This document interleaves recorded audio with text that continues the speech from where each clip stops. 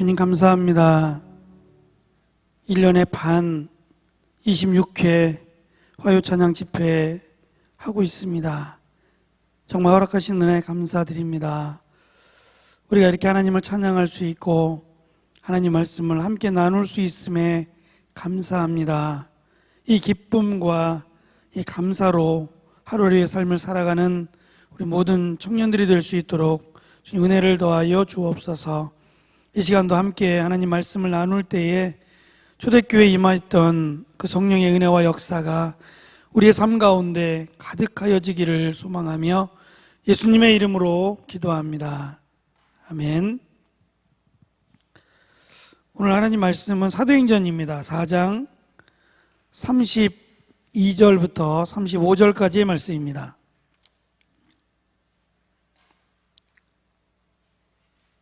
사도행전 4장 32절부터 35절까지입니다.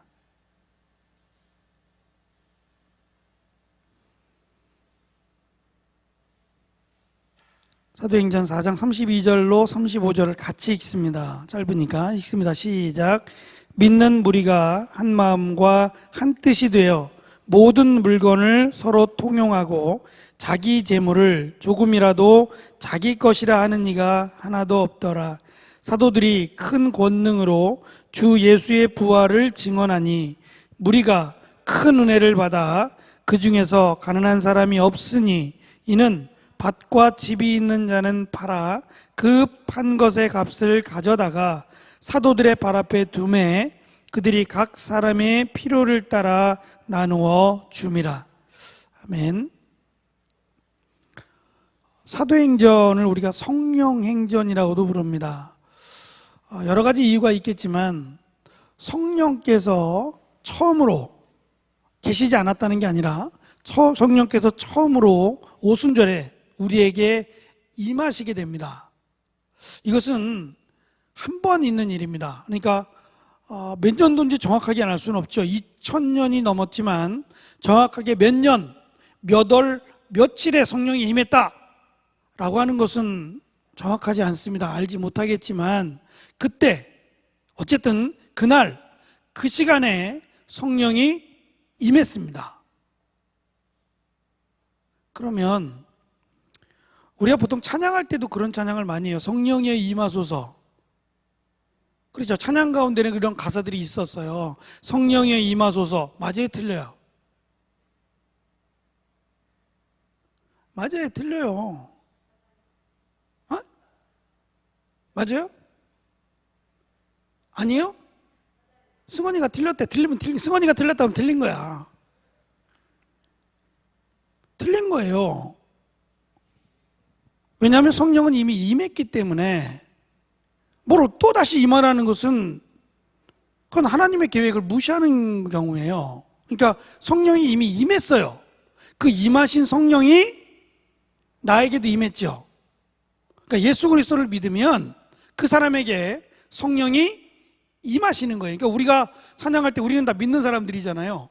믿는 우리가 찬양할 때는 성령이 임하소서 그럼 맞아요, 틀려요? 틀렸다는 거예요. 우리는 이미 믿었을 때 예수를 주라고 고백했을 때 이미 성령이 우리에게 임했고 성령과 함께 살아가고 있는 거예요. 그러니까 안 믿는 사람이 나에게 성령이 임하소서 그럼 맞는 거지만 이미 믿은 우리가 성령이여 임하소서 그러면 어쩌면 틀린 거예요. 근데 우리는 틀렸다고 생각하지 않고 찬양을 해요, 사실은. 근데 엄격하게 얘기하면 틀렸다는 거예요. 그러니까 성령은 딱 한 번, 그 전에는 성령이 임했다라는 말을 쓰지 않아요. 하나님의 영이 잠깐 함께 있었어요. 그래서 사울이 예언도 하고, 사울 왕이 예언도 하고, 막 선지자의 일을 할 때에는 잠깐 성령이 그에게 임했다라는 표현을 써요. 그러니까 계속 계신 게 아니라 잠깐 하나님의 영이 그에게 임했다라는 표현을 쓰는 거예요. 그리고 성령이 그에게 나가자 악한 영이 그에게 임해서라는 표현이 있단 말이죠. 그러니까 성령께서 하나님의 계획에 따라 예수 그리스도께서 죽으시고 부활하시고 승천하신 뒤에 약속하신 때 오순절에 성령은 한 번 임합니다.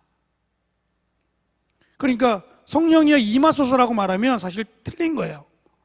뭐 또 임하고 또 임하고 그런 건 없어요. 이미 오순절에 한 번 임했으면 성령은 임하지 않아요. 근데 우리가 이렇게 뭐 찬양할 때도 뭐 성령이 임하소서 뭐 이런 표현들을 쓰면서 그냥 몰라서 그럴 수도 있지만 그게 크게 문제 삼지 않는 거예요. 우리가 부르는 찬양 가운데는 엄격하게 성경 그리고 잣대를 재보면 잘못하고 있는 내용도 있어요, 간혹. 근데 그것을 문제 삼지 않고 좋은 의도로, 그러니까 나에게 성령이 충만하게 되기를 원합니다, 막 이런 바람으로 우리가 찬양을 하니까 그냥 찬양하는 거지. 이거를 문제 삼고자 한다면 문제가 될 수도 있는 거예요. 엄격하게 따지면 말이죠. 어찌됐든 초대교회는 성령이 이렇게 임한다는 것을 기대하지 않았어요. 불의 혀같이 바람이 불고 막 이렇게 임하리라고는 기대조차 하지 않았어요. 그리고 성령이 눈에 보이는 것도 아니었어요. 내가 손으로 잡을 수 있고 냄새를 맡을 수 있고 없었지요. 또 한 가지 중요한 거는 성령은 하나님이시죠. 예수님도 하나님이시고 하나님도 하나님이시고, 그래서 성부 하나님, 성자 하나님, 성령 하나님 이렇게 불러요. 그래서 삼위가 있다. 그런데 이 삼위는 한 분이다. 근데 이 세 분의 인격이 있어요. 하나님도 인격이 있죠. 그래서 우리가 아버지라고 부르는 거예요. 아버지. 그러니까 막연하게 하나님이라고만 부르는 게 아니라 우리가 하나님을 아버지라 부를 수 있는 관계가 맺어진 거예요. 아무런 관계가 아니라 그냥 하나님과 신과 인간의 관계, 뭐 피조물과 창조주의 관계가 아니라 예수 그리스도를 믿으면 하나님을 아버지라고 부르는 그런 관계가 형성이 돼요. 그것만 형성이 되는 게 아니라 예수님이 나의 구원자가 되시는 거예요. 나를 위해 죽으신 거예요. 그래서 나를 위해 죽으신 주님께서 하나님의 나라, 하나님 보좌 우편에 가시면서 우리만 내버려 두면 우리는 너무 약해서 사탄의 시험에 하나님의 사랑으로부터 사탄을 어떻게 하든지 끊어버리려고 하니까 그것을 위해서 예수 그리스도를 믿는 자들에게 성령 하나님을 보내셨어요. 그래서 성령 하나님이 내 안에 임하신단 말이에요. 그래서 우리를 거룩한 성전이라고 불러요. 내 안에 성령이 있는데, 성령이 계시는데 잠깐 나와보세요. 성령님, 잠깐 나와보세요. 나를 좀 만나주세요. 그럼 만날 수 있어요? 그렇게 기도하시는 분들이 계시단 말이에요. 그래서 성령과 대화를 해. 성령과 대화해 본 사람 손 들어봐요. 내 안에 가진 성령과 대화해 본 사람. 우리가 목사님들이 축도할 때 꼭 들어가는 부분 중에 하나가 뭐냐면 성령의 교통하심이에요. 이게 무슨 말이냐면 성령과 나는 통하고 있다는 거거든요. 그럼 통하고 있다는 얘기는, 교통이 가능하다는 얘기는 대화가 된다는 얘기잖아요. 대화가 안 돼요? 대화가 안 되면 내 안에 성령이 계신 게 맞아요? 너무 어렵죠. 참 설명하기 어려운, 그렇죠? 분명히 내 안에 성령이 계신 거 맞고, 성령이 나를 위해서 말할 수 없는 탄식으로 기도하시는 것도 맞고, 그래서 내가 죄를 지으면 너무 힘들고 안타깝고 막 너무 괴롭고 하는 이런 모든 것들도 성령이 계시기 때문에 일어나는 현상이에요. 그래서 우리에게는 회개라는 것이 꼭 엄청난 죄를 지어서 회개가 아니라 내가 하나님을 의지하지 않았던 것도, 내 마음대로 살았던 것도 우리는 회개하게 돼요. 이것이 내 힘으로 되는 게 아니라 성령께서 내 안에 계시기 때문에 나타나는 현상이에요. 그런데 지금 제가 이렇게 말을 해도 참 쉽지 않다 여겨지는데 초대교회는 더 했단 말이에요. 성령과 대화할 수도 없고 성령을 만나볼 수도 없고, 그러니까 막 여러 가지 얘기들이 많았을 거예요. 성령님은 말이야, 그러면서 파란색이야. 성령님은 빨간색이야. 아니야, 성령님은 이런 걸 좋아하고 나름대로 자기들의 체험이 마치 객관성이 있는 것처럼 그렇게 설명하다 보니까 성령님을 어떻게 어떤 큰 능력을 가지신 분으로 자꾸 설명을 하게 돼요. 그래서 성경에도 물론 있어요. 성령님은 굉장한 능력으로 임하시고, 성령이 충만하다는 것은 내가 어떤 병자를 고치고 어떤 능력을 행하고 예언을 행하고 막 이렇게 도저히 인간으로는 상상할 수 없는 일들이 일어날 때 그 사람을 마치 성령 충만인 것처럼 설명을 해왔단 말이에요. 불과 얼마 전까지만 해도 한국에도 이런 그 잘못된 성령에 대한 인식이 존재하고 있었어요. 그래서 목사님이 기도원 가지 말라 그러죠. 기도원 가지 말라 그랬던 이유가 이제 그런 것들이 기도원에서 자꾸 행해지다 보니까 교회에서는 못하게 하는 거잖아요. 못하게 하는 이유가 있단 말이에요. 잘못됐으니까 하지 말라고 하는 거예요. 그런데 그것이 내 성격과 안 맞는다고, 내가 원하는 거랑 맞지 않는다고 해서 기도원에 가면 마음 놓고 한다. 그래서 막 성령 춤이라는 것도 있어요. 성령 춤도 추고 막 성령, 그러니까 방언으로 찬송도 부르고 방언으로 말씀도 있고 이런 것들이 너무 신기하기도 하고 대단해 보이니까 마치 그렇게 해야만 성령이 충만한 것처럼 가르치는 데가 많단 말이에요. 그래서 위험하니까, 잘못된 걸 가르치니까 굳이 가지 말라고 하는 거예요. 안 가도 되잖아요. 기도할 곳이 이렇게 많고 교회에서 많이 우리가 찬양도 하고 얼마든지 은혜 받을 수 있는 기회들이 많은데 굳이 거기를 가야만 은혜 받는다고 하면 그것도 문제가 있단 말이에요. 오늘 우리가 읽은 말씀이 뭐냐면, 지금 성령을 받았어요. 받았지요? 마가의 다락방에서 120명이 기도하고 그들만이 아니라 예수를 그리스도라고 믿는 사람들이 다 성령을 받았어요. 그리고 나타난 현상 가운데 하나가 오늘 우리가 읽었던 말씀이란 말이에요. 성령을 받으면, 성령이 우리 안에 임하고 나면 성령은 인격체예요. 아까 제가 대화란 얘기도 했지만 내가 성령님을 부르고 성령님 나랑 이야기 좀 해주세요. 그래서 성령님이 앞으로 튀어나와서 나랑 이야기하고 그런 건 없어요. 그래도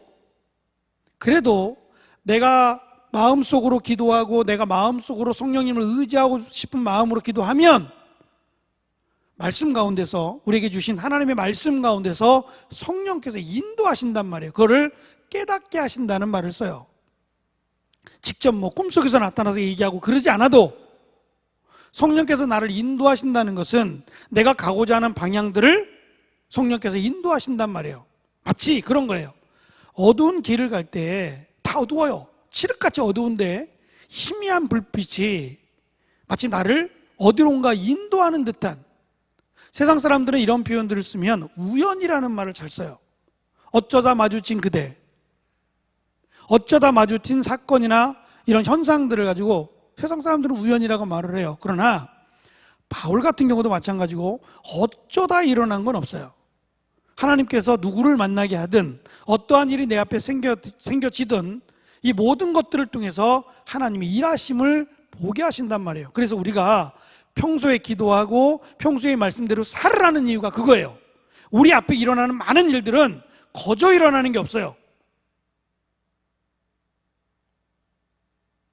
그래서 내가 원하지 않던 일이 일어나도 그것을 통해서도 하나님 우리를 깨닫게 하심이 있단 말이에요.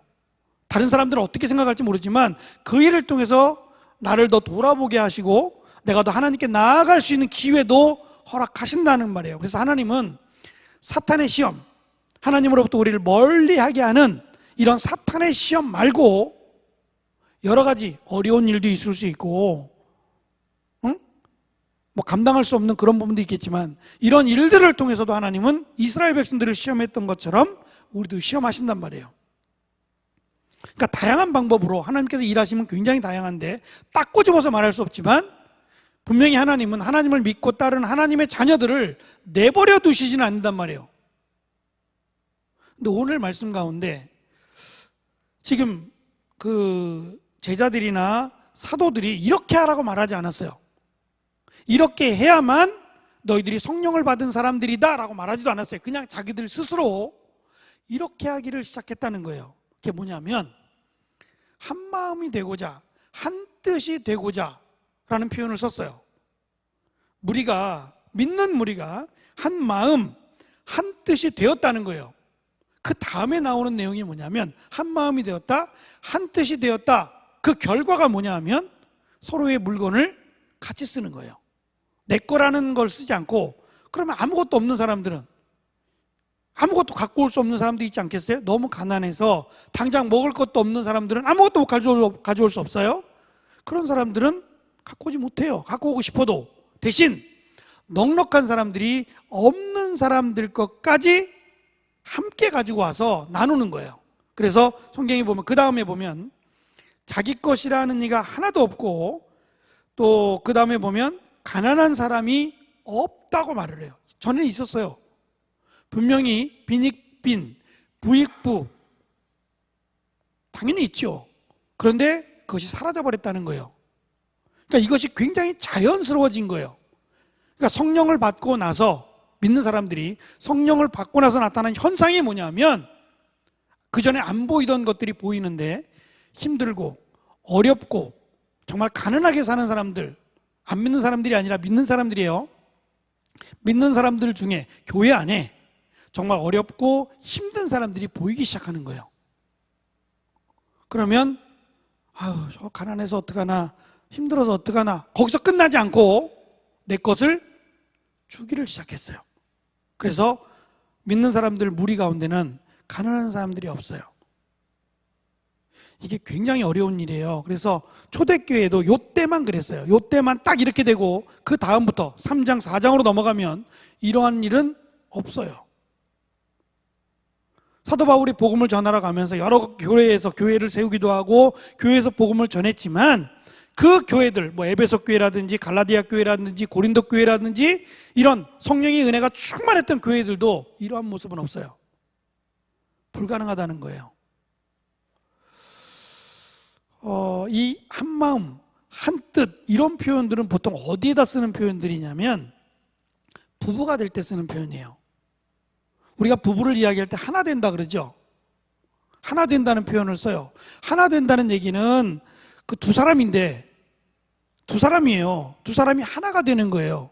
그러면 그냥 하나가 되는 사람뿐만이 아니라 부부의 것은, 남편의 것, 아내의 것은 구별이 없어져 버려요. 옷을 같이 입는다는 얘기는 아니에요. 이제 남자가 여자 옷도 입고 여자가 남자 옷, 그런 의미가 아니라 네 것, 내 것이 없어지는 거예요. 그게 부부예요. 그렇지 않을까요? 사랑하는 사람에게 내 건 내 거고 네 건 네 거야, 그렇게 사는 사람도 있겠어요. 그러나 그것은 엄격히 말해서 특별한 이유가 있을 거고, 사랑하는 사람, 부부로서는 옳지 않은 모습이잖아요. 내 거니까 쓰지 마, 그렇게 말하면 섭섭하죠. 제가 질문 하나를 던져볼게요. 하나님께서 아담을 만드실 때 뭘로 만들었죠? 아담, 흙이에요. 흙이에요. 어디서나 볼 수 있는 거예요. 하와는 뭐로 만들었죠? 아담의 갈비뼈예요. 아담의 갈비뼈. 여기서 분명히 여러분들이 얘기했어요. 아담의 갈비뼈라고. 이 얘기는 아담이 흙이었을 때 하와를 만든 게 아니란 얘기예요. 이미 아담은 흙에서 사람이 됐어요. 그러니까 흙이 아닌 거예요. 더 이상은 흙이 아니고 사람이에요. 우리와 똑같은 사람이 된 거예요. 맞아요? 우리가 똑같은 사람의 모습 가운데 그를 잠들게 해서, 그가 깊은 잠에 들게 한 뒤에 그에게서 뼈를 취해서 그의 아내를 만든 거예요. 그러면 성경은 뭐라고 얘기하냐면 뼈 중에 뼈요, 살 중에 살, 그런 표현을 쓰는 거예요. 그러니까 뼈와 살은 인간의 육신을 구성하는 가장 중요한 것이 돼요. 물론 이거 말고도 있어요. 장기도 있고 많죠. 근데 사람을 두고 얘기할 때 뼈와 살, 이것이 전부인 거예요. 피도 있겠지만 하여튼. 근데 아담에게서 살이 아니라 뼈를 취해서 아내를 만들었어요. 그럼 사람 몸에 뼈가 없으면 어떻게 돼요? 남자들, 뼈가 없고 살만 있어, 오징어처럼. 이게 뭐라고 얘기해야 돼? 그럼 여자의 입장에서 뼈만 있어, 살이 없어. 둘 다 사람이 아니에요. 이해하시겠어요? 그러니까 뼈와 살은 함께 있어야 된다는 거예요. 뼈는 뼈로서의 기능을 하고 살은 살로서의 기능을 해요. 뼈를 보호하는 기능을 하겠지요. 또 뼈는 살을 받쳐주는 기능을 하겠지요. 그래서 뼈와 살이 하나가 되는 것을 말을 해요. 그게 이제 한 몸이 됐다라는 표현을 그렇게 쓰는데, 어찌됐든 뼈가 되고 살이 된다는 얘기는 나눌 수 없는 거예요. 나눌 수 없는 거예요. 그래서 하나 된다는 것은 한 지체를 이루었다는 얘기인데, 이 말을 지금 초대교회에서 쓰고 있는 거예요. 같은 성도들, 여기 모여있는 우리 무리가 마치 뼈가 되고 살이 되는 듯한 그러한 삶을 살 때에 성령이 임한 것으로 이야기를 해요. 그래서 예수님께서도 예수님을 믿는 사람들의 나타나는 현상, 마태복음에 보면 여러분들이 읽었을 거예요. 그러니까 25장으로 넘어가면 비유가 3개가 나오는데, 양과 염소의 비유가 3번째 나오는데요. 그 양과 염소의 비유 가운데 나오는 내용이 뭐냐면, 내가 굶주렸을 때에, 내가 헐벗었을 때에 나를 도왔다 그랬어요. 그랬더니 언제 예수님이 헐벗었을 때 내가 도왔습니까? 나 도운 기억이 없는데요 라고 했더니, 네 옆에 있었던 가난한 자를 도운 것, 헐벗은 자를 도운 것이 곧 나를 도운 것이다. 이게 이제 안 믿는 사람을 얘기하는 게 아니라 같은 믿음의 공동체 내에서 하는 거예요. 그러니까 믿음의 공동체 안에서는 가난한 자가 있어서도 안 되고 헐벗은 자가 있어서도 안 돼요. 이거는 굉장히 중요한 얘기예요. 그래서 세례를 받잖아요. 세례를 받는 이유가 뭐예요? 세례의 의미가 뭔지 아세요? 물로 세례를 받는 건데, 성부와 성자와 성령으로. 지금은 약식이에요. 예수님 당시에는 물속에 들어가는 거예요. 물속에 잠기는 거예요. 침례라고도 얘기하는데 물속에 3번 잠기는 거예요. 성부와 성자와 성령의 이름으로.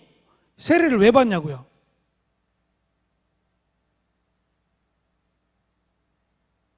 세례를 받아야 죄사함을 받아요? 죄사함을 받고 세례를 받아요? 다시, 세례를 받고 죄사함을 받아요? 죄사함을 받고 세례를 받아요?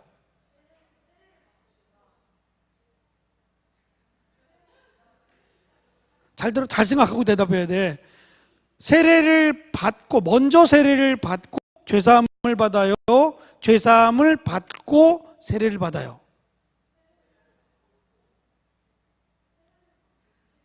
고마워요. 그래야 가르칠 맛이 나지.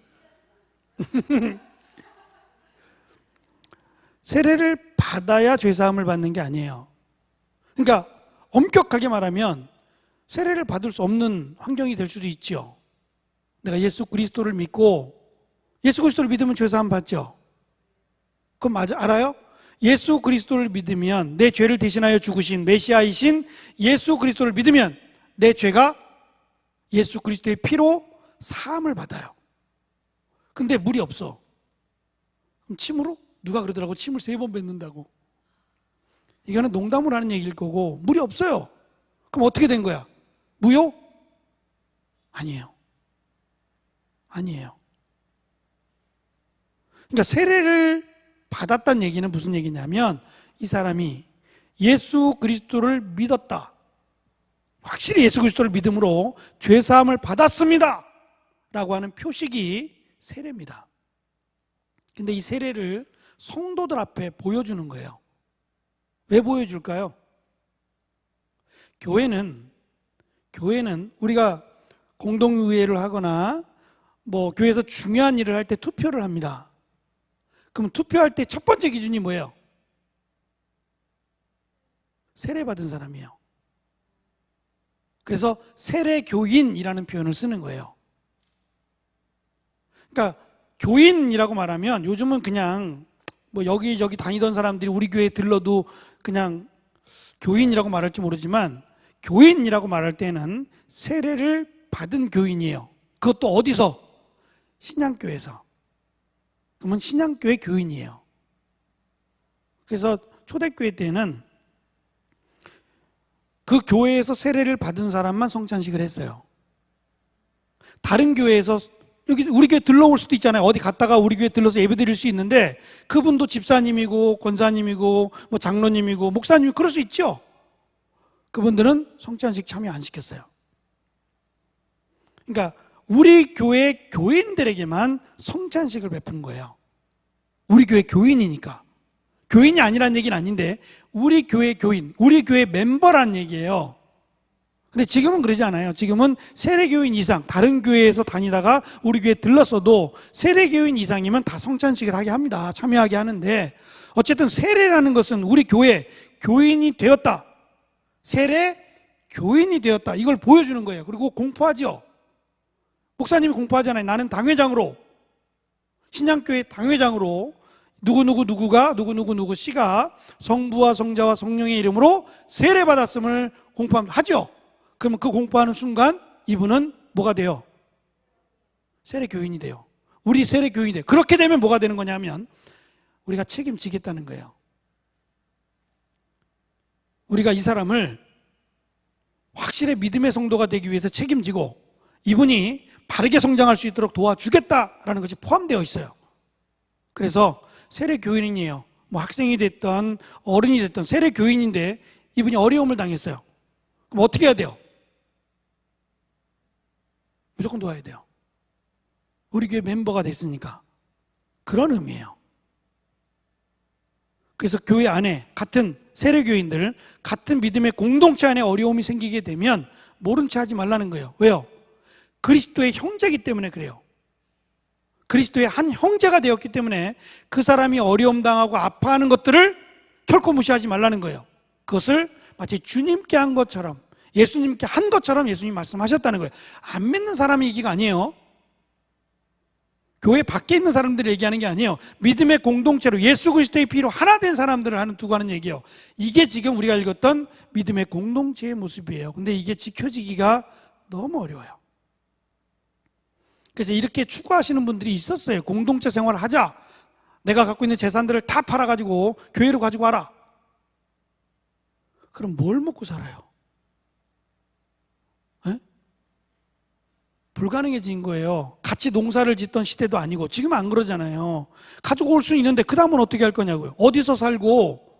불가능해요. 그러면 우리 교회 옆에다가 그 타운하우스처럼 집들을 다 져야 돼요.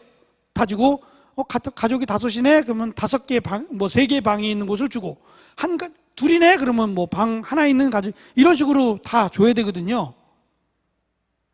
이게 너무 어려워지는 거예요. 그래서 지금은 이런 공동체 생활은 불가능하고 대신 디모데전서에도 계속 나오는 얘기지만 우리 교회 안에 가장 큰 슬픔이 뭐냐면 죽음인데요. 인간이 느낄 수 있는 가장 큰 슬픔이 죽음이에요. 그러니까 부모를 잃은 우리가 고아라고 말하는 고아가 있다. 근데 친척이 아무도 없다. 그러면 너희들이 부모가 되어주라 이거예요. 어른들이 이 아이의 부모가 되어주라. 과부가 있어요.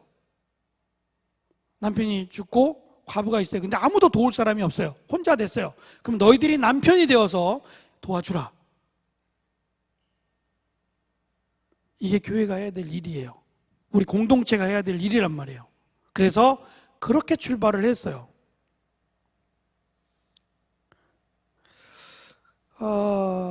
여기 한마음과 한뜻이란 얘기는 아까 제가 부부에게 쓰는 말이라고 했는데 또 한 가지의 뜻이 있어요. 이거는 부부도 사실 힘들어요.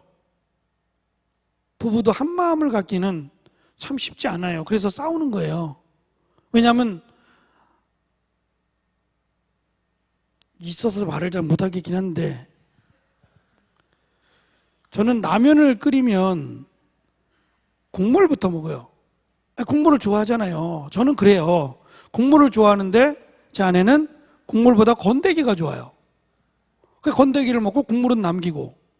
근데 저는 둘 다 안 남기긴 하지만 둘 다 안 남기지만 국물을 좋아해요. 그거는 그냥 제가 그렇게 살아왔고 그렇게 해요.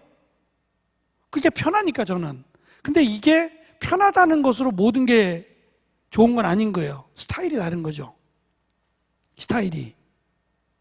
제가 며칠 전에, 어저께인가 보다. 어저께 이제 의정부에 갈 일이 있어서 차를 타고 의정부를 가면서 여성시대라고 하는 프로가 있어요. 라디오 아침에 하는 건데 진행자가 가수였는데 한 분 여자분은 가수예요. 이분은 꽤 오랫동안 진행했는데 그 여성시대라고 하는 프로그램 이런 거 얘기하면 안 되지 않나? 하여튼 그 프로에서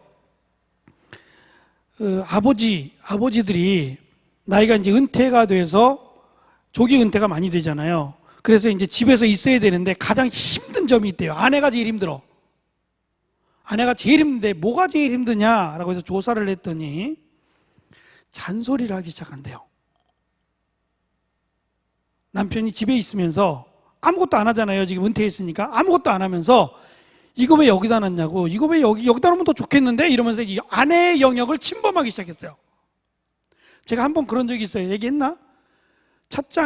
그 반찬 넣는 데가 있잖아요. 집에 가면 다 있죠. 반찬 넣는, 조미료 넣는 그 공간이 있는데 제가 서비스를 한다고 아내를 위해서 서비스를 하겠다고 그걸 다 끄집어낸 거예요.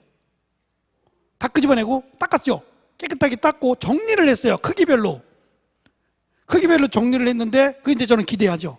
아내가 와서 이야 정말 고맙다, 이거 해줬으니까 정말 고맙다고, 수고했다고, 저는 그 말을 듣기를 기대하고 짜자잔 서프라이즈라고 했는데 욕만 바가지로 먹었다 그랬죠.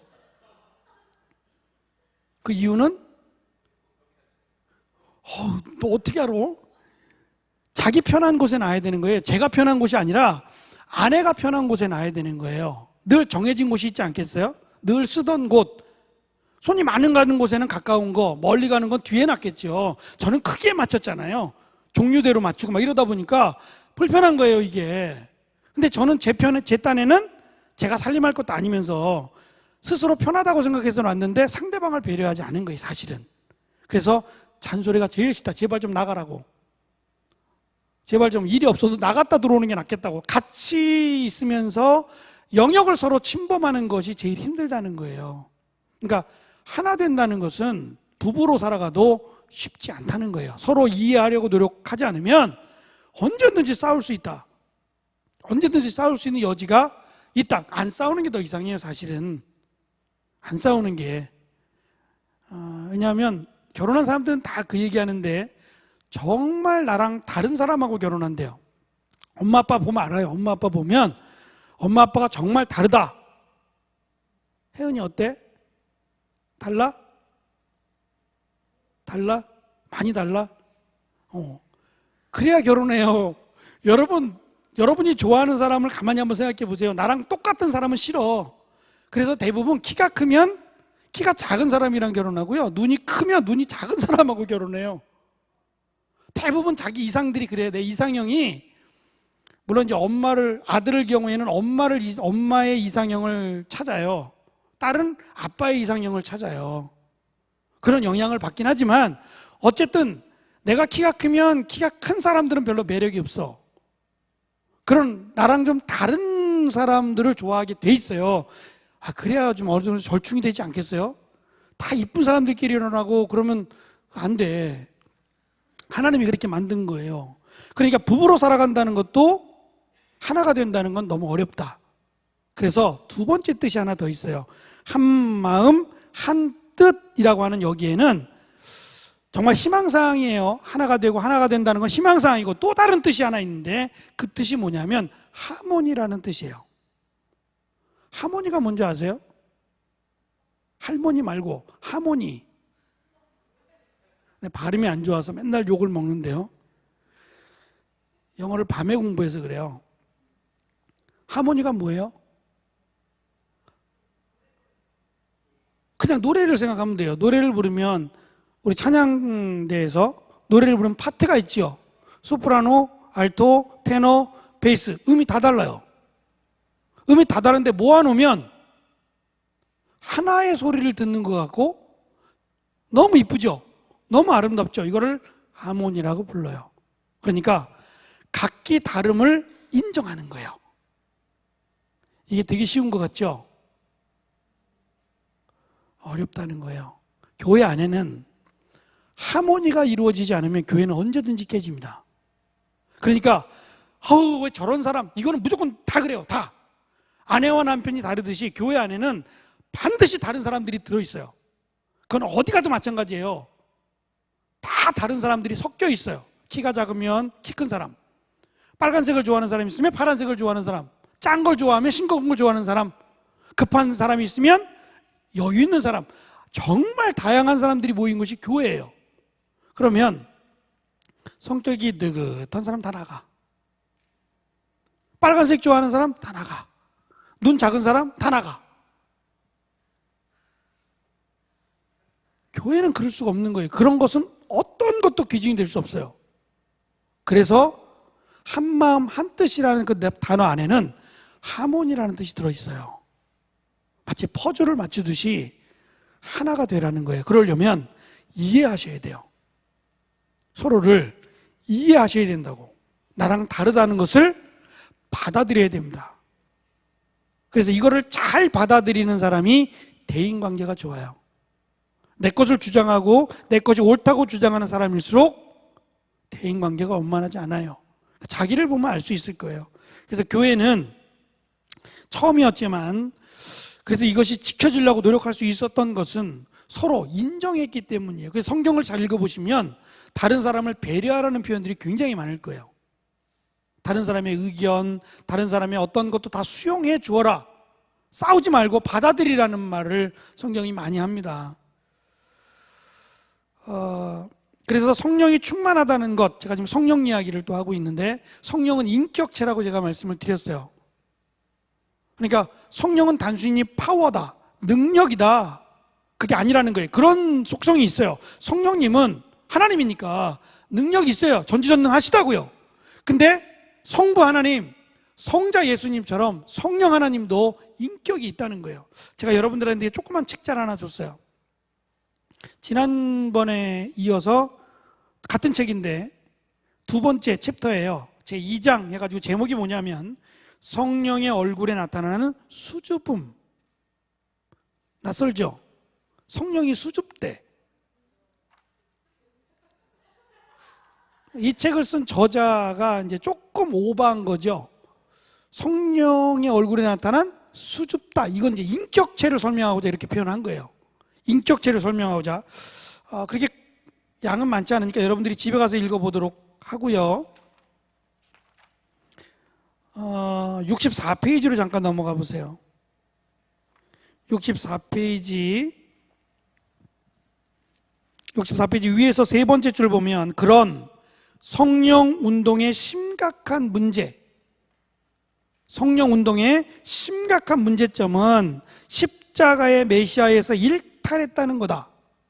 그러니까 능력만 자꾸 강조한다는 거예요. 성령 운동이 예수 그리스도의 십자가에 초점이 맞추지 않으면 복음은 현저히 왜곡된다. 왜 성령 충만을 받으려고 그래요? 뭐 하려고? 예? 그쪽으로 나간다는 거예요. 성령 충만을 받아서 능력을 행하고 병자를 고치고 귀신을 쫓아내고, 그래서 뭐? 그게 다예요? 성령 충만의 목적이 그거예요? 귀신 쫓아내고 병자 고치고 방언하고 막 이런 게 전부예요? 아니에요. 성령께서 우리 안에 계시는 가장 중요하고 가장 큰 이유는, 물론 능력으로 나타난다 그랬어요. 가장 큰 이유는 구원이에요. 그러니까 성령이 충만하다는 얘기는 내가 어떻게 구원받는지, 내가 왜 구원받는지, 내가 어떻게 살아야 되는지를 성령을 통해서 깨닫게 하시는 거예요. 그래서 성령은 예수 그리스도를, 요한복음에 보면 예수 그리스도를 기억나게 하신다 그랬어요. 그럼 예수 그리스도에 대한 뭐를 기억나게 해요? 인간으로 오신 예수, 그리고 고난을 당하심, 십자가에 달려 죽으심, 부활하시고 다시 오심. 이게 구원 아니에요? 이게 복음이죠? 이것을 기억나게 하는 거예요. 이것이 기억나면 나는 어떻게 돼요? 능력이요? 없어도 괜찮아요. 비록 내가 몸이 아파요. 많이 못 살 것 같아요. 그래도 원망하지 않아요. 더 오래 살면 좋겠지만 그게 하나님의 뜻이라면 받아들여요. 받아들이고 내가 이제 살아가는 동안 하나님의 영광을 위해 살겠다, 그렇게 다짐하게 되는 것도 성령이 충만하기 때문이라는 거예요. 안 믿는 사람들이 볼 때는 저주받았다고 말할지 모르지만 우리에게는 구원이 약속되어 있어요. 하나님의 나라가 보장되어 있단 말이죠. 그래서 마치 자는 것처럼 잠시 이 땅에서 눈을 깜빡 감고 뜨면 천국에 가 있는 것처럼 남아있는 사람들은 굉장히 슬프고, 어차피 우리는 천국가 다 볼 거니까 죽은 자보다는 살아있는 사람들이 슬퍼요. 헤어짐이 슬프지만 그래도 참을 수 있는 것은 다시 볼 수 있다, 하나님의 나라에서 다시 만날 수 있다라고 하는 소망이 있어서 견디는 거예요.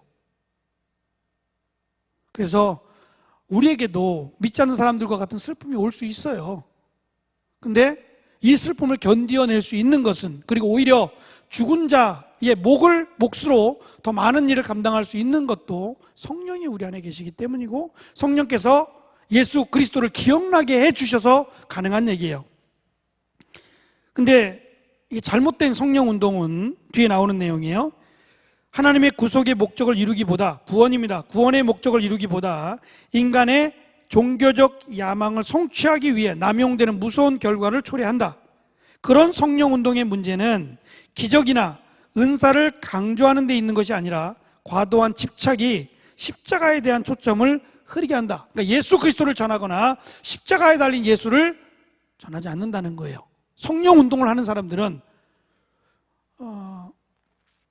제가 이걸 강하게 얘기할 수는 없는데, 손 무슨 장로라고 하는 사람, 그래서 많은 교단에서 거의 2단 가까이 정죄했던, 여러분 잘 아는 사람이에요. 큰 교회니까, 우리나라에서 큰 대형교회, 이름만 대면 알 수 있는 온 무슨 교회인데, 두 무슨 교회요. 거기에 장로님이에요. 근데 그 장로님이 책도 많이 썼어요. 근데 그 책의 내용 가운데, 목사님도 그 책을 갖고 있어요. 이거 버릴까 하다가 내가 나중에라도 한번 보여주고 버리려고 내가 갖고 있는 건데, 거기에 보면 지금도 집회하는지 모르겠어요. 계속 그분이 성령 집회라는 걸 해요. 그러면서 그분은, 장로님은, 성령이요 일로 오세요. 여기 빨리, 지금 빨리 여기 오세요. 성령님 절로 가세요. 저기 지금 목말라 하는 분이 계시네. 빨리 가세요. 성령이요 가세요. 여러분 웃네? 여기에 참석하신 분들은 굉장히 심각하게 받아들여요. 그리고 똑같이 해요. 성령이여 지금 나에게 오소서. 성령이 나에게 임하시고 나에게 오셔서 마치 명령하듯이, 알라딘의 마술램프 하는 것 같아요. 진이 부르는 것처럼 성령을 불러. 이렇게 이것만 안 만졌을 뿐이지, 램프만 안 만졌을 뿐이지 성령을 불러요. 그리고 이리 오라 저리 오라. 그럼 성령이 네 그러고 가요? 네 주인님 그러고 가요? 전혀 성령을 하나님으로 인정하지 않는 거예요. 병만 고치면 끝이에요? 거기에 구원이 있어요? 잘못된 성령 운동입니다. 성령은 인격체라는 겁니다. 조금 더 넘어갑니다. 69페이지 네 번째 줄에 가면, 또한 성경 어디에도, 나머지를 읽어보시면 돼요. 성경 어디에도 사람들을 안수하여 쓰러뜨린 예를 찾을 수 없다. 이 교수님도 그렇게 표현했어요. 어떤 집회에 참여했더니 이렇게 후 불면 넘어가고, 이렇게 살짝만 갖다 대도 넘어진다는 거예요. 저도 가본 적이 있죠. 뭐 가려고 간 건 아닌데 갑자기 그렇게 돼버렸어요. 분위기가. 이분이 그런 분인 줄 알았으면 가지도 않았어요. 근데 모르고 참석했다가 이제 이분이 그런 분인 거죠. 그래서 쭉 수락을 해놓고 이제 밀어가지고 막 쓰러지고 막 그래요. 저도 밀었죠. 이분이 저를 밀었는데 저는 버텼죠. 왜냐하면 자의적으로 쓰러져야 되는데 자의적으로 쓰러지지 않고 저는 버텼어요. 더 세게 밀더라고. 더 버텼지 뭐. 이걸 왜 쓰러져? 아니, 쓰러져야만 어떤 대단한 능력이 있는 거예요? 이건 쇼죠, 쇼. 무슨 쇼예요, 이게? 뭐 하자는 쇼예요? 성경에는 이런 예는 없어요. 쓰러져야만, 안수해서 쓰러져야만 뭐 성령이 그에게 임했다든지 성령 충만하다, 그런 예는 없다. 72페이지 가면 소제목 가운데 성령을 팔아서 사기치는 자들, 그런 사람들이라는 거예요. 성령을 이용해서 사기치는 자들. 사도행전을 읽어보면 성령이 나타난 여러 가지 능력, 은사들을 통해서 뭐 병자도 고치고 죽은 자도 살리고 귀신도 쫓아내고 하는 일들이 있었어요. 근데 바울은 가능하면 이렇게 하려고 안 했어요. 그러니까 가서 사람들을 모으기 위해서 병자들 나오세요, 귀신 들린 사람 나오세요 해가지고 이 사람들을 고쳐서 복음을 전하려고 하지 않았어요. 복음을 전하는 중에 귀신이 쫓겨나가고 복음을 전하는 중에 병든 자가 고침을 받았어요. 이 모습을 보고 있던 마술사가 있었어요. 시몬이라고 하는 사람인데, 이 마술사가 야, 이거 하나 갖고 있으면 벼락부자가 되겠다고 생각한 거. 그래서 돈을 주고 성령을 살려고 그랬어요. 방법이죠. 마치 성령을 부릴 수 있는 것처럼 성령을 부릴 수 있는 방법, 주문이나 뭐 이런 건 줄 알았어요. 그래서 주문을 샀어요. 예? 그래서 주문은 알아들을 수 없는 말로 돼 있다. 그 알아들으면 이상한 거예요. 너도 몰라 나도 몰라, 그게 주문이에요. 그러니까 이런 특별한 주문이 있어서, 왜 그런 그 애들 만화 영화나 이런 데 보면 주문 많이 나오죠? 못 알아듣는 거 아니에요. 뭐 쭈쭈빵빵 쭈쭈빵 뭐 하는 거 있잖아. 그게 어디서 나오는 말인지 모르지만 애들이 막 따라해요. 뭐 해리포터 막 이런 데 보면은 막 그런 거 따라 하잖아요. 여러분들 하면 뭐 돼요? 지팡이가 이거 저기 이게 뭐죠? 지팡이에요? 뭐예요? 지팡이죠. 마법의 지팡이. 이게 없어서 안 되는 거예요? 손가락으로도 하더만. 지팡이 없을 때는. 그러니까 그거는 그냥 말도 안 되는 공상이지, 주문을 외워서 어떤 현상이 일어나거나 우리가 모르는 또 다른 세계의 무엇을 불러오거나 그런 건 없어요. 그런 건 없어요. 성령이 그렇게 비인격체이고 우리가 오라 그러면 오고 가라 그러면 가겠어요? 그거는 오히려 성령 하나님을 모독하는 겁니다. 성령을 통해서 사기치는 자들이라고 표현을 하고 있어요. 넘기면 73페이지입니다. 7번째 줄에 가면 최근 성령 운동에서 임파테이션이라는 말이 유행을 합니다. 성령의 은사와 능력을 다른 사람에게 전수해 준다는 거예요. 성령으로 충만한 사역자가 인도하는 집회에 가면 그 성령으로 충만한 집회의 진행자의 능력이 옮겨간다는 거예요. 그래서 그 사람이 기도하는 것만 따라해도, 그 사람이 하는 몸짓만 따라해도 기적이 일어나고 능력이 일어난다. 임파테이션이라는 거예요. 그래서 그의 손만 닿으면 방언을 하고 그의 손만 닿으면 예언을 하고,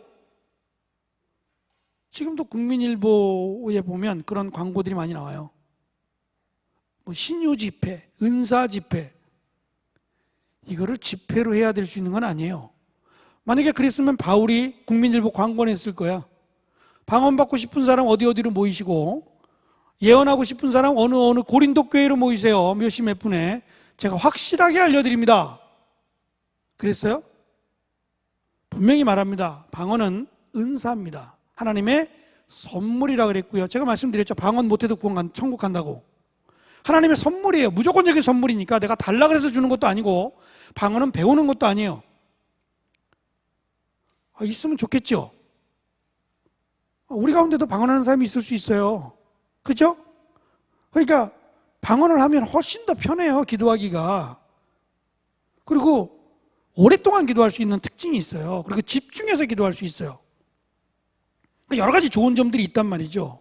근데 이게 오히려 다른 사람에게는 우와, 이런 역효과가 있어요. 저 사람은 성령이 충만한 것 같아. 오히려 잘못된 길로 인도할 가능성이 있어. 교회 안에서는 하지 마라. 마이크 잡고 하지 마라. 산에 가서 해라, 혼자. 골방에 들어가서 맘 놓고 해라. 하지 말라는 게 아니라 잘 선용하라는 얘기예요. 그러니까 자기를 드러내지 말라는 거고, 이것을 못 받았다 그래서 원망하지 말라는 거예요. 하나님의 선물이니까 받고 싶다고 기도하지만 안 주셔도 괜찮다는 거예요. 근데 마치 받아야만 된다. 그래서 그 얘기했잖아요. 어느 기도원 가면 개도 방언한다. 개도 3년 된 개, 서당계 3년이면 그것처럼 그 기도원에 있는 개는 방언도 한대요. 그러니까 개도 방언하는데 당신은 방언도 못하냐고. 저 그런 얘기도 들어봤어요. 개보다 못하다고. 그 옆에 74페이지 가면 중간입니다. 교인들에게는 그런 집회에 참석하여 안수만 받으면 자동적으로 성령의 은사와 능력을 받을 것이라는 기대와 요행심을 불러일으켜주는 성령보다 자칭 성령으로 충만하다는 사역자들을 더 바라보고 의존하게 만드는 우를 범하게 한다. 그러니까 성령 충만이라는 얘기는 결론은 그겁니다. 성령은 성부 하나님이에요. 인격체를 갖고 있고요. 하나님께 영광을 돌려드리는 게 목적이에요. 그러니까 우리가 구원받는데 성령의 도움은 반드시 있어야 됩니다. 우리 안에 성령이 계시고요, 이 성령께서 내가 예수 그리스도로 인하여 구원 가는 그 길에 멈추지 않도록 나를 위해서 기도하시고, 내가 성령이 충만하다는 얘기는 예수 그리스도로 인한, 예수 그리스도를 믿음으로 인한 구원의 감격, 기쁨, 그럴 때 성령이 충만하다고 얘기해요. 뭐 내가 병자를 못 고치고 내가 귀신을 못 쫓아내고 괜찮아요. 다 그런 건 아니니까. 예? 그것보다 더 중요한 것은 구원이다. 그래서 구원을 이루라고 했을 때 내 안에 계신 성령, 그 성령과 성령을 기쁘시게 하는, 성령 하나님이 기뻐하시는 일로, 그게 뭐겠어요? 말씀과 기도와 찬양이겠죠.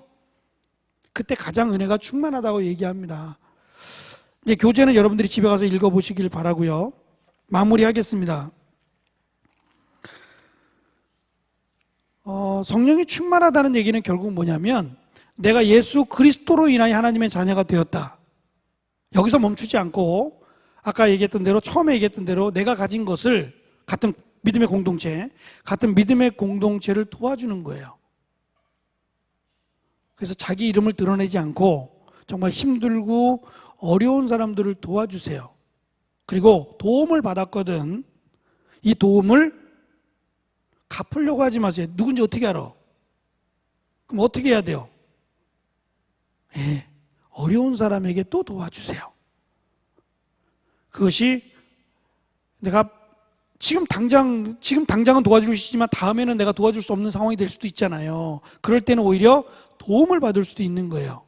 그래서 믿음의 공동체는 어려움에 있는 사람들을 돌아볼 수 있어야 돼요. 그리고 자기를 드러내지 않고 그 사람을 세워줄 수 있는 길을 찾으셔야 돼요. 하나님, 내가 어떻게 하면 이 사람을 도울까요? 저도 도움 한번 받았어요. 누군지 몰라요. 이 얘기하자면 좀 긴데, 하여튼 목사님이 한 학기 전액 장학금을 받은 적이 있어요. 왜 받았는지 모르지만 전액 장학금을 받았어요. 그것도 길어. 하여튼 근데 언젠간 목사님도 그 일을 해야 되겠죠. 받은 빚이 있으니까, 빚을 졌으니까. 믿음의 공동체 안에, 우리 같은 청년들, 같은 믿음의 공동체 안에 어려운 일을 보거든 지나치지 말고 내가 어떻게 도울 수 있을까를 기도하세요. 그리고 나를 드러내지 않고 도와주세요. 그게 그리스도의 사랑이에요. 고넬료라고 하는 사람, 목사님 설교했었는데 사도행전 10장에 가면 고넬료에 대한 이야기가 나와요. 이방인 백부장이었어요. 군인이었고요. 근데 그에 대한 설명을 딱 시작할 때 어떤 내용으로 출발하냐면, 그가 이스라엘 사람들, 자기와 같은 사람, 로마 사람이 아니라 오히려 자기가 정복해야 될 그 이스라엘 사람들을 도왔다고 얘기해요. 그리고 나서 내용이 그가 예수 그리스도를 더 알기를 원하여 기도했다는 말이 나와요. 그러니까 기도했다는 말과 하나님의 말씀을 더 사모했다는 말과 다른 어려운 사람들을 도왔다는 말은 분리되지 않아요. 믿음이 행함이 있다. 이 행함은 뭐예요? 바로 이 얘기예요. 나보다 못하고 나보다 힘들고 어려운 사람들을 나보다 낮게 여기거나 도와주는 것을 행함으로 이야기를 합니다.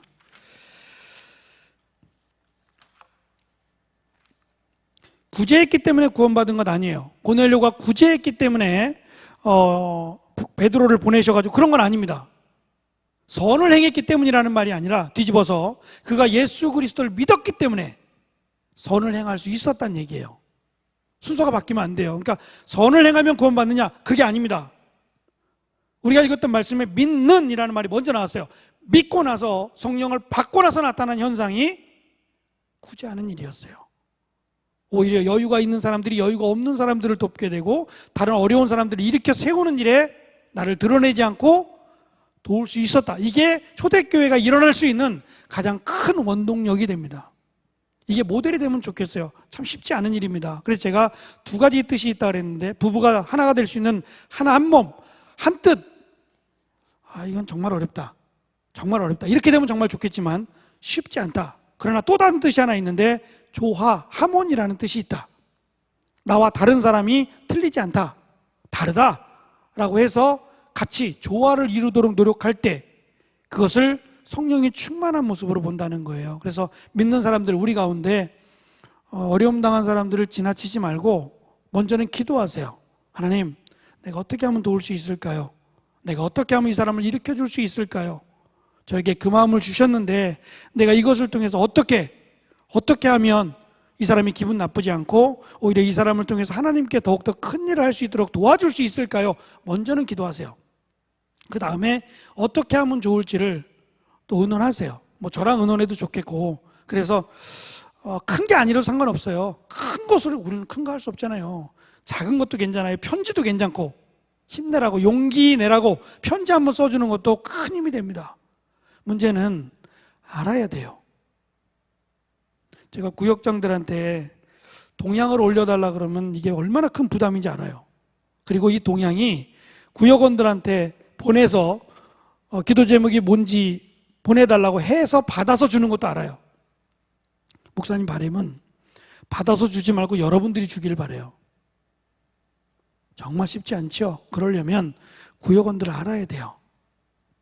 얼마나 힘들게 살아가고 있는지, 지금 어떤 모습으로 살아가고 있는지를 알아야 제대로 된 동향이라고 저는 생각해요. 그래서 목사님은 목사님 나름대로 제가 청년교구 동향을 올리듯이 각 교구 목사님들이 교구 동향을 올려요. 일주일에 한 번씩 월요일 날 쭉 정리해서 올리는 걸 다 읽어봐요. 그 가운데 혹시 여러분들의 이야기가 있지 않을까? 왜냐하면 여러분들은 자기 얘기 잘 안 해. 엄마는 해. 우리 아이가요, 요번에 직장 그만뒀어요. 우리 아이가요, 피부병이 걸려가지고 병원에 가. 이런 거 다 얘기한다고, 엄마는. 여러분들은 절대 안 하지.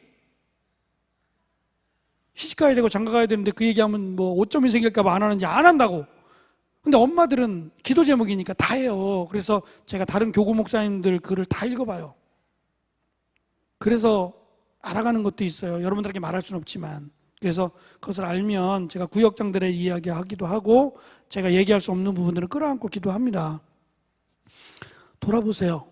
여러분들에게 주신, 정말 하나님께서 주신 지체들입니다. 그 한 사람 한 사람을 위해서 기도하시고, 그 한 사람 한 사람을 내 형제, 내 자매처럼 하나님께서 맡겨주신 일들이 쉽지 않습니다.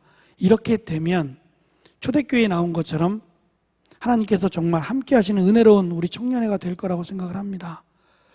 그래서 빚진 자의 마음으로 그리스도의 사랑을 받았으니 이 사랑을 주자는 마음으로 가면 저는 그 사람이 성령 충만한 사람이라고 생각해요.